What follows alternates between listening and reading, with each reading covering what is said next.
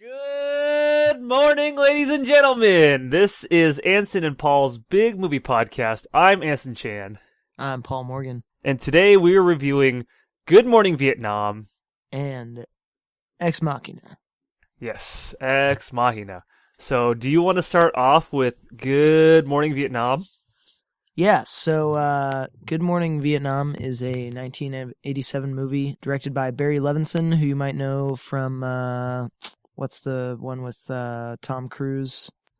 Rain Man, and other stuff like Wag the Dog, Sleepers. He's directed a bunch of some of the more famous movies of all time. Things like, Sphere, the adaptation of the Michael Crichton movie. Disclosure, the adaptation of the Michael Crichton book, and Disclosure, the other Michael Crichton adaptation. Rain Man, Good Morning Vietnam, Young Sherlock Holmes, Diner, bunch of stuff like that. He's pretty well known. It's the story of Robin Williams' character, Adrian Cronauer, who is a U.S. Air Force lieutenant, I believe. Maybe not a lieutenant. I think he's an enlisted guy. Yeah. Who arrives in Vietnam at the request of one of the generals out there, back when it was just a police action, and he is providing entertainment for the troops, going up against his mid-level brass who do not enjoy his antics. While he's there, he falls in love with a gal, gets in with her brother, and gets in a lot of trouble and has some laughs along the way. That's a good synopsis, I'd say. Yeah. Also stars Forrest Whitaker, who just did a fantastic job. And the guy from, what's the guy from Bull Durham's name? Robert Wool, who plays Marty Lee, the other radio host who's kind of in with Robin Williams. Yeah. I like that character a lot. What in this movie worked out for you? What did you think were the strong suits? When I first saw this movie, what really stood out for me was I feel like Robin Williams' radio jokes or his like antics, a lot of his improvised, and seeing that for the first time was like laugh out loud funny. I thought it was really shocking and surprising. I was not expecting it.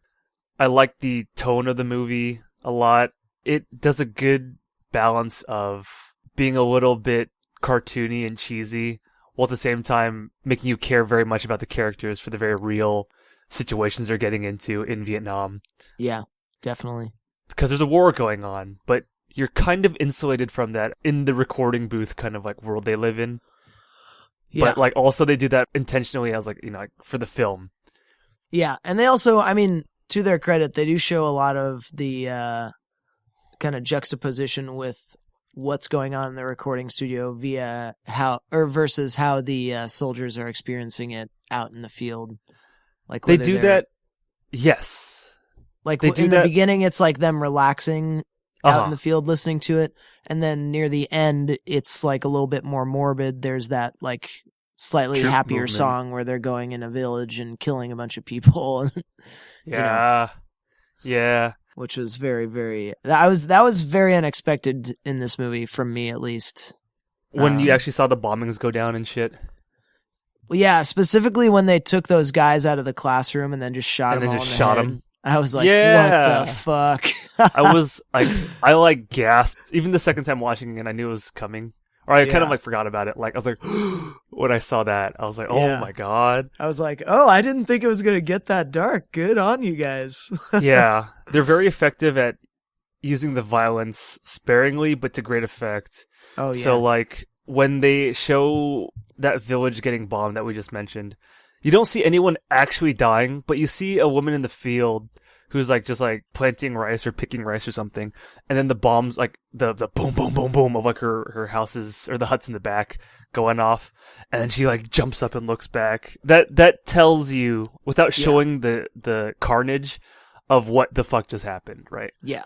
We as an audience are able to fill in the blanks of the violence, but not having it shoved in our face. Yeah. And this movie kind of has the I would say the benefit of hindsight compared to like Full Metal Jacket, where that was made during the Vietnam War, right? Full Metal Jacket, I think, was 1985. Oh, really? Oh, they're not that far apart. I think both of these were pretty similar. Oh no, these were both 1987. Oh wow. Okay, never mind then, because I thought Full Metal Jacket was taken or was filmed during the Vietnam conflict. I'm like, this is Oh, really fucking inflammatory if this is during the Vietnam conflict. But yeah, right. because what I was saying before, this has the benefit of hindsight where they don't have to show you so much gruesome stuff or like almost any at all, but we're able to fill in the blanks by just seeing certain things happen that you know right away what that means from Sure, footage that yeah. you know of Vietnam happening, Hmm. which is different than what the other one tried to do, Full Metal Jacket. And I like the restraint it shows. And I Yeah, think it would have really fucked it up tonally if it had tried to go down too dark that way too, yeah. because there's a I mean, lot you of notice when humor. they show them like shooting those guys, they're all silhouetted against a backlit Yeah, hallway, you and don't you have to only see the you only blood. really see the bodies fall, and then the dust come off of where the bullets might have hit the wall and stuff, Yeah, right. and that's all you get because that's otherwise it Yeah, might be overkill. yeah. Even the scene where like the bar blows up, they don't show too much gore, but what Yeah, they do shows very effective for like they show the the survivors, the injured people. and they show like a couple bodies on the street, and you see like Robin Yeah, Williams is just like all fucked up about it, like we can't yeah, leave this kid in the fucking filth, man. And, like fuck yeah, it, he's dead. And he's just like no, like, he has to like do something about it because he's still like he's not so jaded yet, yeah. right? And he's battling constantly with the news that they want him to read, which is all just propaganda, Hmm. kind of like what they go into in Full Metal Jacket. I keep wanting to say Full Yeah, Metal I think it Alchemist. is funny that they address the similar issues. Yeah, Like Joker Man definitely sorry, Joker does not want I almost called him Raptor Man's not name. Rafter Man. Come on. Joker is very critical of the way he's meant to operate under the rules of the newspaper. Yeah, and the same thing kind of goes with Robin Williams. It's like a battle of free speech. Yeah. And this also shows the humanizing aspect of this is a regular guy. He's a very sympathetic regular guy, albeit 20 times funnier than anyone is supposed to be by all Sure. rights. Sure, Right? yeah. So they do a really good job at I guess investing in this character, relating with this character, and sympathizing with this character, and for all the good times, the bad times. I think this does a really good job of that. Yeah. I think the jokes, like a lot of the jokes, are funny. I think the B story of I don't know if you'd call it the A story, or the B story. Let me get your take. When they're like he's constantly butting heads with the brass back in the studio or back at Yeah. in home base. Is that the A story or the B story? I think the A story is actually that starts out as the A story, but it becomes the B story after it starts to focus more on his relationship with the Vietnamese natives and Yeah. his friend Tuan. But yeah, I like that. Even though I kind of forgot what I was saying. We were talking Yeah, about how that the A becomes story, the B story. yeah. Yeah, so I liked the B story fighting with the brass stuff because it's so Yeah. stuffy. It's almost otherworldly how Yeah. like corny the characters kind of come off at times, but it's still enjoyable. It doesn't give it that fairy tale type of world setting. None of this movie really has that. It kind of dances the line just on it without being either too real or too fake. Yeah. Yeah. And maybe, I don't know, if you watch this, there's definitely a lot of corny stuff you'll see, but I was But able also to a lot of look the corny stuff I mean, I might be thinking of different corny stuff than you, but to the me a lot polka of guy. the corny stuff comes out as sincere. Like when the guys are all Yeah. like really exaggeratedly kind of joking around like whenever they're out together or whenever they're in the same room with the brass, the mid-level brass, Mm-hmm. And Lieutenant fucking Hawk with them. and Sergeant Dickerson. Yeah, Dickerson. Yeah, I feel like I understand what you're saying though. But it feels corny but sincere, like it's coming from a real person kind of. Yeah. Watching Dickerson, I could see if someone would not like his character. Because he's very cartoon villain boss-esque. But I still really enjoyed his character. I think the guy who acted as Lieutenant Dickerson, or whatever his name was. Yeah. Whatever rank he is, I guess. Sergeant Major, I think, actually, now that I'm Sergeant looking Major at Dickerson. IMDb. Yeah, Sergeant Major. I think he did a really good job playing it straight and Yeah. delivering his lines. I really liked his when he takes over the mic for like that one shoot that we see. Yeah. I just thought that was so funny. Oh wait, are you talking about the guy who does the bad comedy? Yeah. Oh, Lieutenant Hawk. Yes. Oh, Hawk. His name's Hawk. Yeah, that was Hawk. Which one's Sorry. Dickerson? Dickerson is the one that always agreed with Hawk and always went to talk to the general with him. So look at the guy who plays Dickerson on IMDb. Yeah, yeah. Hawk is Bruno Kirby. He's the guy who did the bad comedy and who, Yeah, you know, that's it. he said, Yeah, maybe so we Hawk. could swap funny stories one night. Yeah. Amusing anecdotes or whatever. I think that could maybe rub people the wrong way, but I really enjoyed it. Oh, me too, dude. I thought that was such a great villain. His comedy was like so reminiscent of like a Tim and Eric skit. Yeah, Oh, like man. something they would write for someone to do really badly. Yeah, like a David Liebehart or like a James Quall kind of like stand up.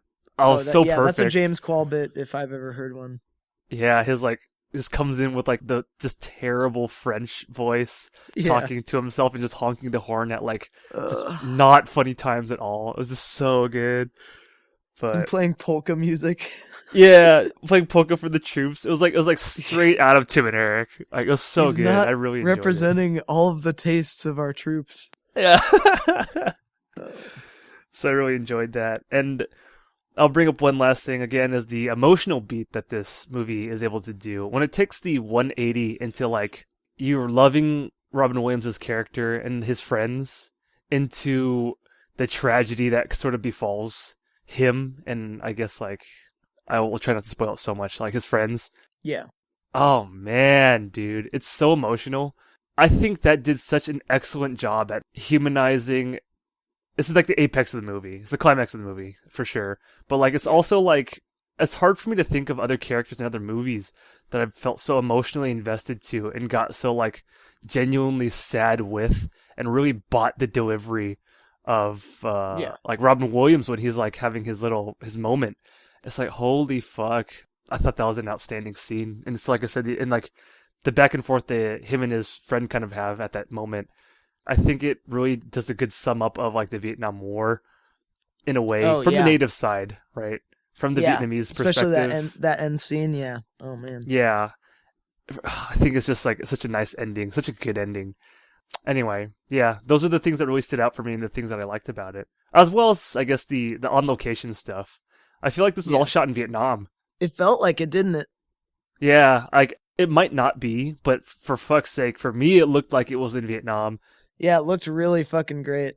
When they're in the jungle, that had to be Vietnam. Like, where the else fuck is that gonna look like that? You know? I don't like, know. I mean, Jurassic like Park takes place around Cuba, but it was filmed in Hawaii, so you never really know with these types of things. Yeah, I was gonna say Hawaii might have the palms, but they don't have the rice fields. So it's still gotta be somewhere in Asia. Yeah. So, and they had, speaking of also, something that I know you like, the Asian cast, they didn't have some like weird brown-faced people or no Obi-Wan Kenobi in brownface. Yeah, or like the wrong ethnic types playing the wrong ethnic role for them. Yep. This was like actually Vietnamese people, which was like really nice. Yep. And I appreciated that. And the guy who played Tuan, this was the only movie he ever acted in. Really? Yeah. Damn. What happened? I mean, I don't know. Wow, that's too bad. Yeah, he's just like Oh. He did a really good fucking job too. Yeah, he's just a dude. There's not a lot in the way of Google stuff for him. There's just like a couple updated pictures of him wearing a suit, and that's it. Oh wow. Yeah, but yeah, I thought he was really great. So did I. That's enough of me rambling. I've been going on for too long. Paul, what do you like about Good Morning Vietnam? First of all, let me say, even in comedies that I've really liked for probably the past like 5 years, I don't think I've really like busted out laughing at a comedy in, the first time watching it. Mm-hmm. So it was nice to have a comedy where I was taking the characters very seriously, but I was continuously just bursting out laughing without warning. I don't know. I feel like I don't need to say that Robin Williams is a great improviser because that's pretty obvious, but just it was so delightful. I haven't watched any of his movies in a long time, and This one was just a good one. So there was his improvisation that I thought was great. I thought the guy who played the other host who introduced him every morning, I liked that guy a lot, Robert Wool. Forrest Whitaker I thought was like surprisingly funny. He, I like that his character like tried a little bit too hard and how he he's just a giggly kid. Yeah. One of my favorite scenes in this movie was when he and Robin Williams were chasing the motorcycle taxi to the English school. Yeah. I thought that was like a really well put together scene because it felt suspenseful at times, even though it's not really that serious of a situation. Right. The illusion of more motion than there is, the illusion of chaos, was so gorgeous. They had this one part during that scene where they're kind of dollying left throughout the streets. Mm-hmm. And they're following either Forrest Whitaker or Robin Williams, depending on the shot. But when they're dollying past stuff that is still, and they're dollying past stuff that's moving the opposite direction and the direction that the dolly is going. So it creates this crazy illusion of like chaotic traffic. And I don't know if you obviously just got back from a country that's nothing like the United States, but when I went to Argentina for a little bit in high school, that's what being in traffic felt like. It was like this chaos that somehow didn't go wrong. Like, it's crazy. Like, people use their horns like all the time. They don't really adhere to the lanes that well. They signal with their hands constantly. They talk to each other while they're driving.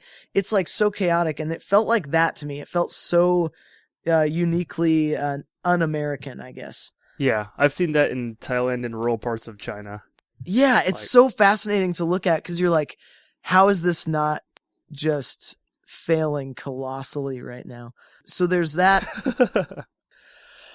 I really liked that Tuan ended up being a VC, and I like that they got... Spoiler. Oh, sorry. Well, this movie's been out since 1987, and I just saw it yesterday, so... No, I really like that he ended up being a VC and that he got to say his little thing about how come I'm the enemy? Like, all my friends are dead. You guys killed all my friends, my family. Yeah, my and brother. It's like, that does suck. And, one thing that anyone will tell you about guerrilla warfare is that civilians tend to be higher numbers of casualties when you're fighting against guerrilla warfare type tactics. Because you don't know who the enemy combatants are. It happened, during the Spanish-American War. It happened during the Philippine insurrection. Happened in Korea. It happened in Vietnam. Not so much in Korea because there were actual armies there. But there were, like Chinese nationals disguising their or disguising their planes as like civilian planes, stuff like that. When you're fighting an enemy that you don't know, you tend to overcompensate. And that's also the horror of that scene in Full Metal Jacket where he's in the helicopter with the guy. He's just shooting everybody down. And he goes, how can you shoot women and children? He goes, you just don't lead them as much. It's like, this guy really thinks... thinks that like that's part of the deal because he doesn't know who's going to shoot back at him, which, is fucked up and wrong. But also it's part of this type of warfare.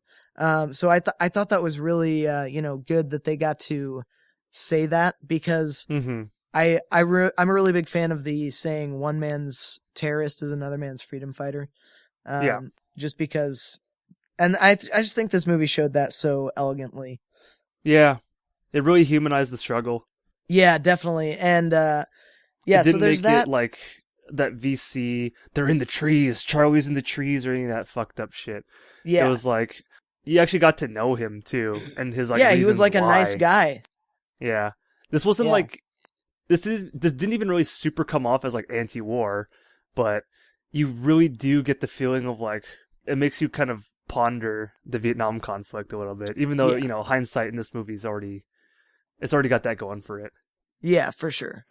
Yeah. I guess the last thing I would say that I really enjoyed about this movie was, and this was a little thing that they touched on but didn't really, it was kind of one of the stories, but I really liked that they touched on the people who know comedy thing. Because, like, when he gets there, there's Lieutenant Hawk hanging out waiting for him who says, "Oh, I know comedy. 2 of my jokes are about to be published in the, whatever." Yeah. And then he goes in and Robert Wool's like, "Oh, trust me, man. I know comedy. I know comedy." It's like, yeah. everybody thinks they know what comedy is, but really at the end of the day, people can't really help what makes them laugh. And they even have that one little part in there that they're reading through the fan mail for Lieutenant Hawk after he has his terribly, failed show. And he's like, "Yeah, we got one letter saying his comedy was, one call saying his comedy was visionary, a guy from Wisconsin. But other than that, nothing." And I was just like, I like that they showed that comedy is subjective and that anything can be comedy, and that even comedy by dictionary definition can not be comedy if it's done badly. I like that they kind of briefly went into that. I don't know. I feel like Robin Williams is an excellent ambassador for that being a part of a movie, I guess. Yeah.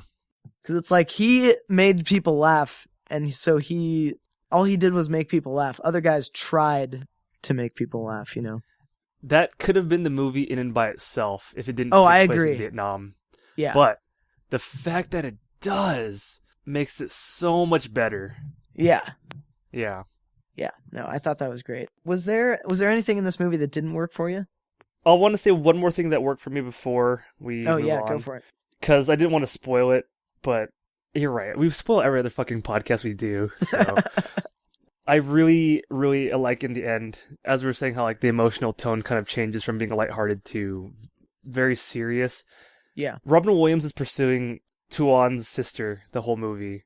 That's kind of like his like romance kind of like story. How he gets into teaching the Vietnamese class because he's trying to like get to know her and win her affection and spend time with her.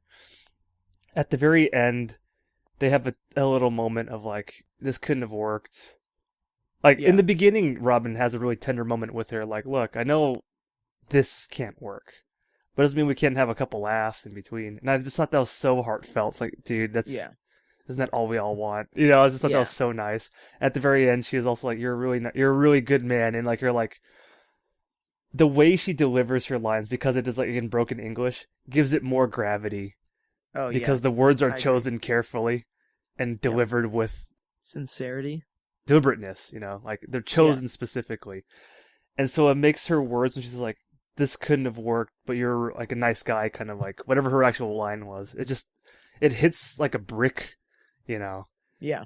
But because you also know that like her brother's a Viet Cong and you're an American too. There's so many forces at work. Not only that you were just an American in Vietnam. Yeah.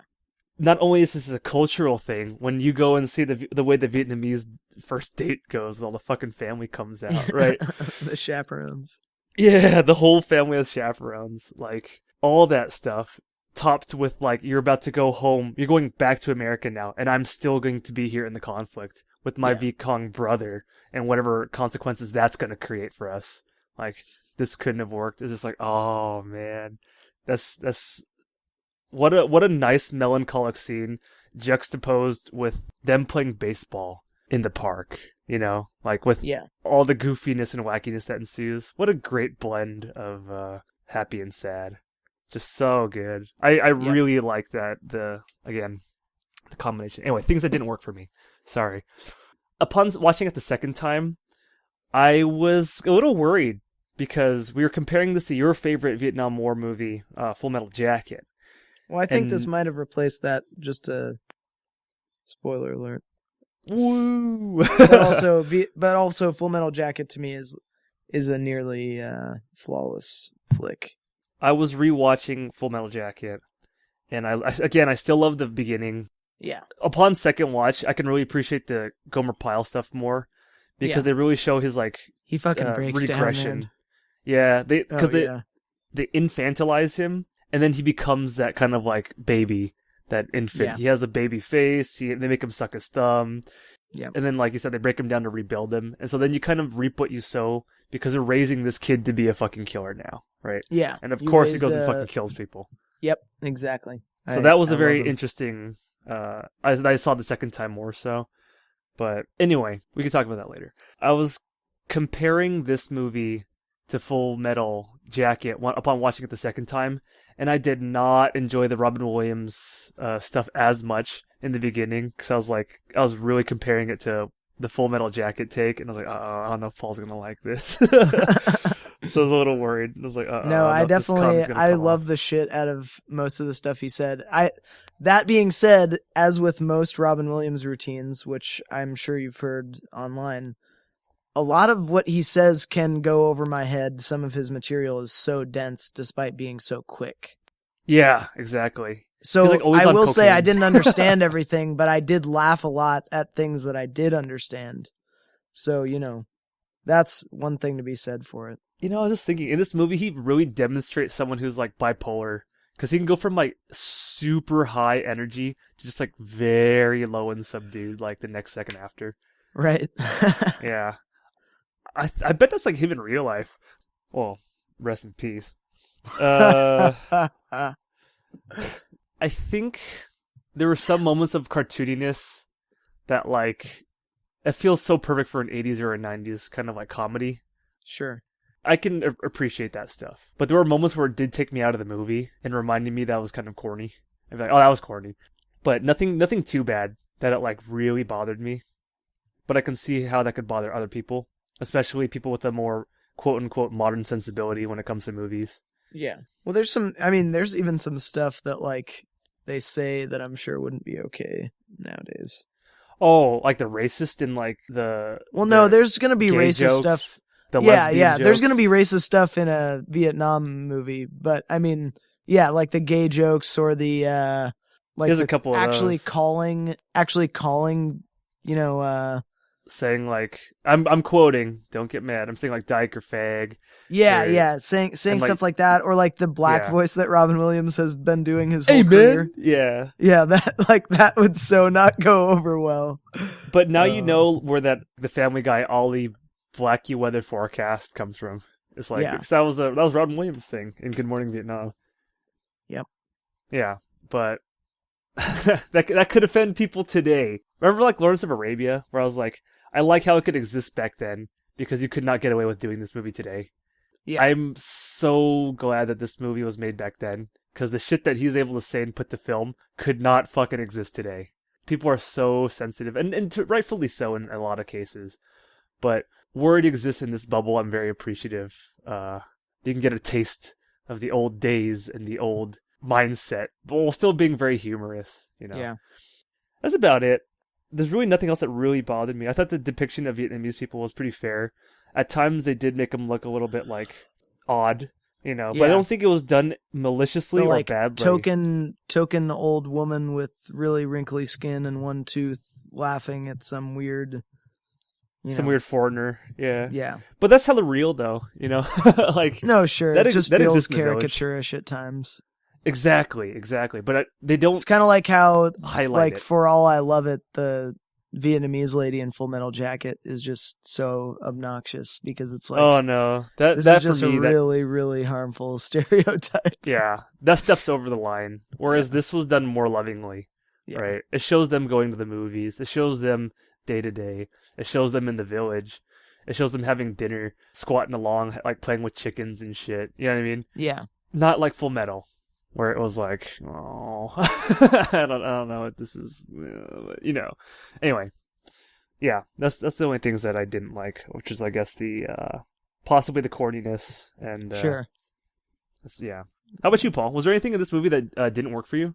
Like you, before I start with things I didn't like, I have to say one more thing I did like. Sure. I really liked the general that was on base with them. Oh, yeah.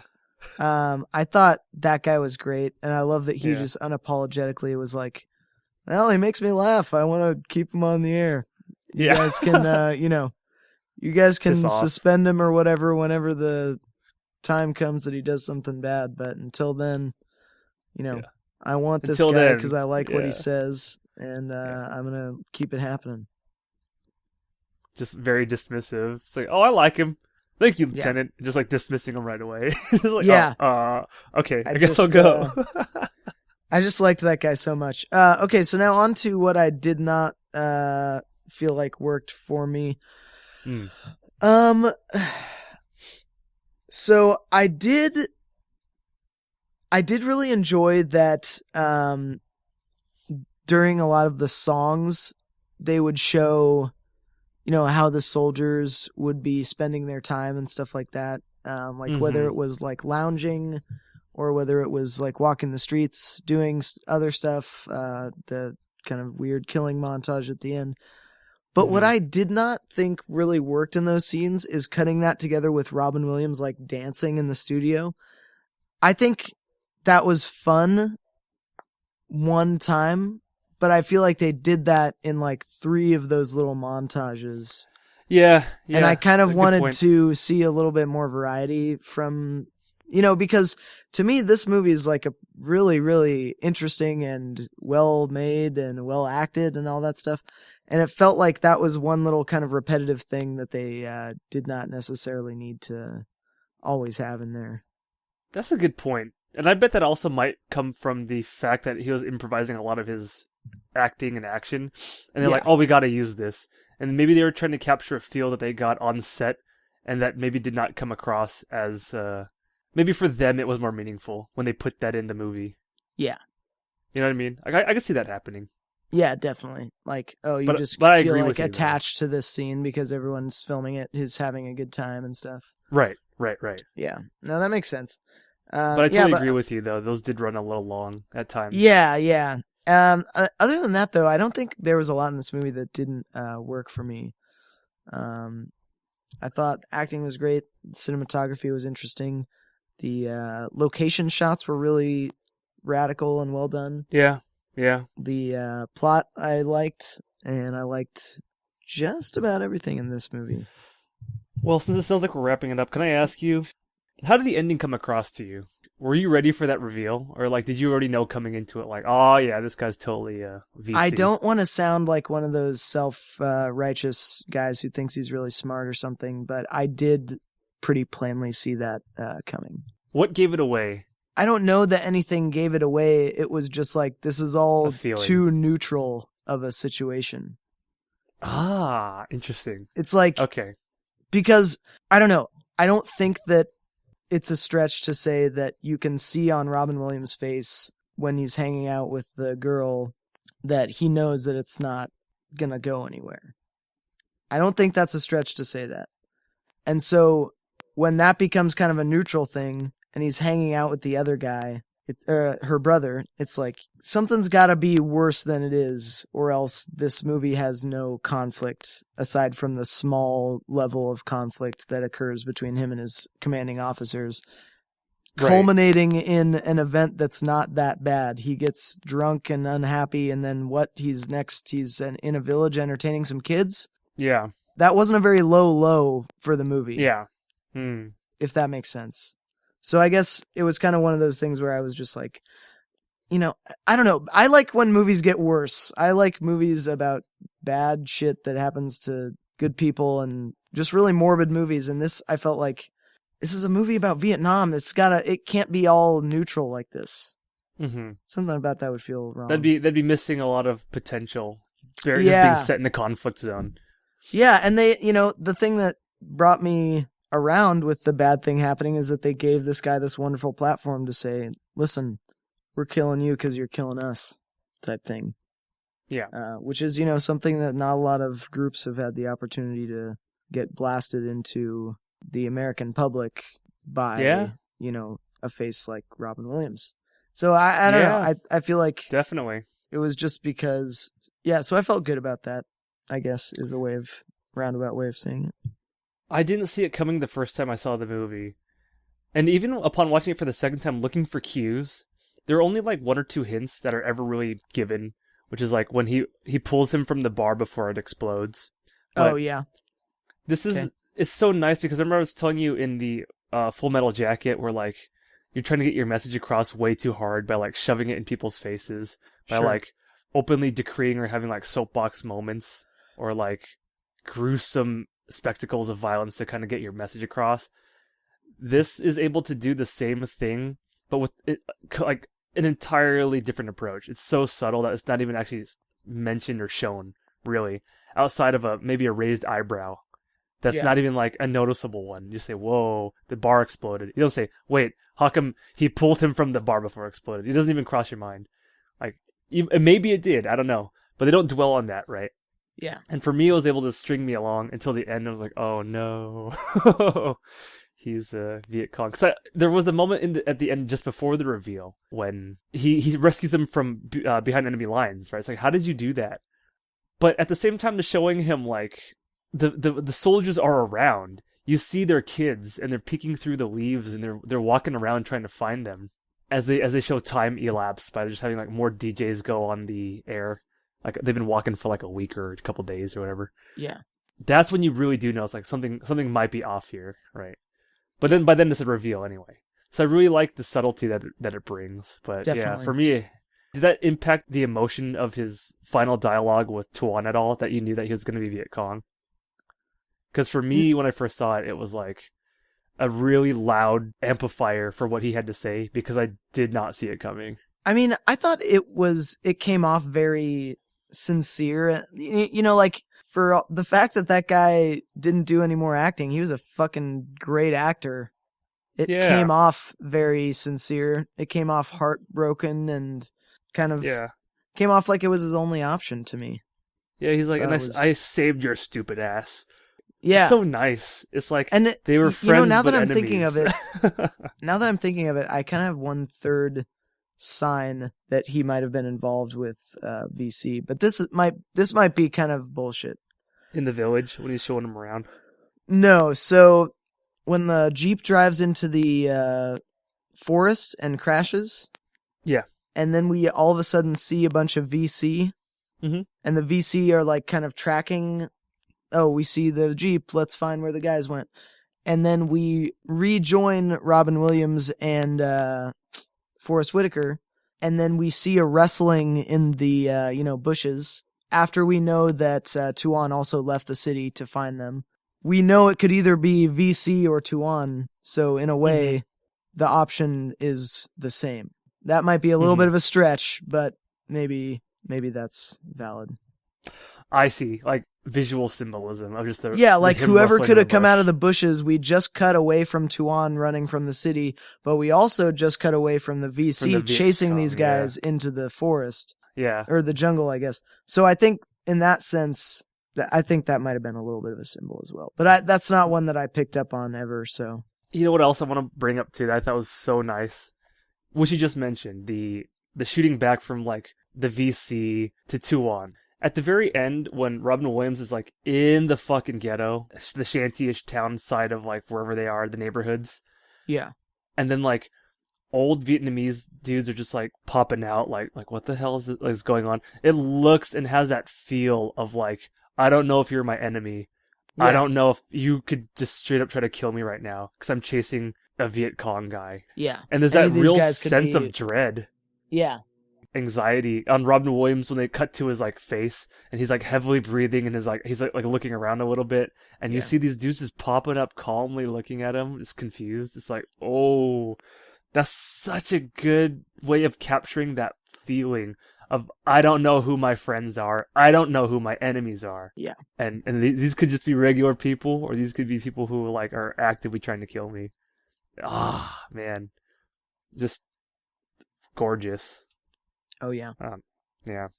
Well, I don't know if we have time for this. I know we were going a little long on Good Morning Vietnam, but I'd like to get your comparison to Full Metal and what you think of these two movies side by side. Full Metal Jacket is kind of two movies. It's that first movie that I think is wonderfully like brutal and unforgiving and kind of very stylized to Stanley Kubrick's uncomfortable aesthetic.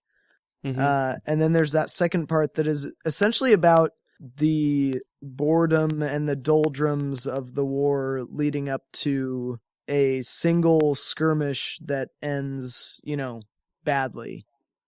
So I guess to me, Full Metal Jacket kind of is still a great comment on Vietnam because like I said in the last podcast, I think Full Metal Jacket is kind of showing you the war from a bunch of different people's perspectives, not necessarily commenting on which of them is most correct. Obviously, we see the most of Joker, and we're meant to sympathize with his kind of sarcastic, anti-authority, bent he has. But other than that, I would say Full Metal Jacket to me is a movie about the brutality of being a soldier combined with the utter kind of brutality, the unknown, and the boredom of actually being in a conflict whose objectives are not clearly defined. And so I think it does a great job of both of those things. Good Morning Vietnam is a little bit about comedy, a little bit about censorship, a little bit about humanizing those who we would otherwise not give any sort of time to. And both of them have the angle of all the soldiers think, oh, we're just here to help. Why don't these people like us? And in both of them, the people they're quote unquote here to help understand that they're not there for that and they're not going to be helping. Yeah. So I think that point should always be probably made in any sort of Vietnam or Iraq movie, to be sure. I think despite Robin Williams' improvising, Full Metal Jacket is a little bit cartoonier. Yeah. Like whenever someone gets definitely. killed in Full Metal Jacket, it's always really gory and in slow motion and the blood pops out of wherever. And I don't Yeah. mind that because I think that's an excellent like stylization of the idea that like some of the worst moments of your life pass by, and seem to take forever. Like how suffering seems to kind of last longer than it really does sometimes. But also I think it can be more subtle and still be extremely effective in conveying the emotion of it. The difference I think there is Full Metal Jacket uses the gore to kind of enhance the experience of the person that's dying in the eyes of the viewer. And the Good Morning Vietnam uses subtlety to kind of give you a sense that like, hey, this is kind of too gruesome to show sometimes. But then again, there's that helicopter scene where you don't even see a single person fall down because you're just looking at the guy who's talking about shooting people. So, that was subtle. I saw there were people dying when he was shooting. They cut to it. Oh, did they? Okay. Yeah, I believe so, yeah. But do you remember now when I told you last time we were talking about Full Metal Jacket, was that like, I don't care about any of these characters. I don't relate with any of these characters. They're all so cartoony and one-noted that like I don't like any of them. And not just like don't like them. It doesn't carry me into whatever they're trying to do with the movie when they're just like that blatant, one-noted, and just like I don't give a shit. Like Fury, where we had Brad Pitt and those other guys, Shia LaBeouf, the Mexican guy, and that asshole guy. Well, aside from Joker and Raptor Man, because they actually focus on them. Yeah. But now we compare that to Good Morning Vietnam. There is a little bit of cartooniness, but you still care way more about these characters, even the side characters. But then again, they have the added benefit of they're trying to make you laugh while they're doing it. But what happens to them still feels like so much more impactful than what happens in the Full Metal conflict of Vietnam in the field, because you don't care about those guys. And that was the biggest issue I took with it, because the second half just had nothing to keep me engaged, really, aside from the spectacle of violence, because it was just so broken in its writing and delivery. I don't know that I have an answer for that, because I kind of enjoy how in the second half of Full Metal Jacket, there's a sense that like, especially when they're talking to those news cameras, it's like these guys don't know why they're there. Some of them have, told themselves stories and made up reasons and stuff like that. But essentially they have no clue why they're there, and they're just cannon fodder. They're made for the meat grinder. And they explain that in the first half. He says, a Marine's job is to complete the objective or die trying to complete the objective. He said, it's not exactly that, but he says something like that. Basically like, you are here to die for the government. Mm-hmm. And I don't have an answer for why the second half was the way it was, but I think if I was to pose a reason why I think it was like that, I would say because that's kind of how the brass views the men on the ground at times. It's like they're just means to an objective, which is essentially just usually land or a landmark, and they don't, that's it. How many of those guys, when they were shooting those, newsreel segments, had good reasons for the United States being in Vietnam? that weren't propagandic, cop-out, non-answers. Well, it's just completely politically motivated. Yeah. So, But like, it's they're it's just interesting to these... see how they try to justify it to the kids as to why they need to be in Vietnam. Exactly. And so I think I don't necessarily disagree that they were a little bit of flat characters, but at the same time, it's like, give them a couple character traits, put a rifle in their hand, and that's all they can afford to think of a soldier. I mean, maybe that's a stretch. I fully acknowledge that could be a stretch. No, I like the way that you read into that, because that's the justification I give it to. But when I compare it to... It doesn't have the emotional impact. You're very right. Yeah, it doesn't hit you as... Yeah, it's like, what's that Stalin quote? One man's death is a tragedy. A million men's death is a statistic. Yeah, correct. Yeah. Very true. Maybe they're trying to make these guys into statistics. That's what I too justify bold. it That's as. too bold of a... I don't think so. I don't think that's Stanley bold at Kubrick all. too much credit. That's how I would have to justify it, because like just purely viewing it doesn't come across. Yeah, and it's obviously I'm going to defend this movie because I really enjoy it. So. Oh yeah, I just wanted to hear your take on having them. No, yeah, I side think by they're both side now. competent war movies, but in different ways, and they both make a lot of similar points to each other. Full Metal Jacket makes me laugh because I'm either in pain or I feel a character's pain. Good Morning Vietnam made me laugh because it was funny. So there's a big difference there. Yeah, I think obviously there's the Asian acting, way better in one than the other. Yeah, that's about all I have in the way of decent comparison and contrast between those two.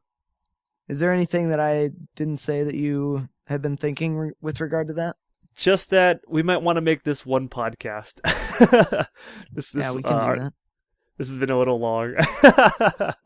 I think let's do it. So with that, I guess, would you recommend this movie? I would 100% recommend Good Morning Vietnam. And I'd like to hear if anyone does actually go out to watch this movie because of this podcast. Let us know what you thought of it, because especially if you watched the what's it called? Full Metal. I want to hear, because we did this out of a compare and contrast kind of like discussion we had from the last one. So yeah, I'd like to hear your opinion on the movie. I'd also like to hear what you thought of it compared to Full Metal. Definitely. Paul, same goes to you. Would you recommend this movie? I'd recommend this. I think this was a really good one. And just before we head out, I want to let everyone know that since we are doing a full one on this, I don't know if I can hold Anson to this, but I will commit to doing a fuck ton more research and possibly watching Ex Machina again before we do Ex Machina, so that can be its own podcast as well. Because I think there is a lot of philosophy and film theory to unpack with that one. Would love to. Yeah. Perfect. Okay. Well, ladies and gentlemen, I have been Anson Chan. And I, Paul Morgan. And we will see you guys next time. Goodbye, podcast.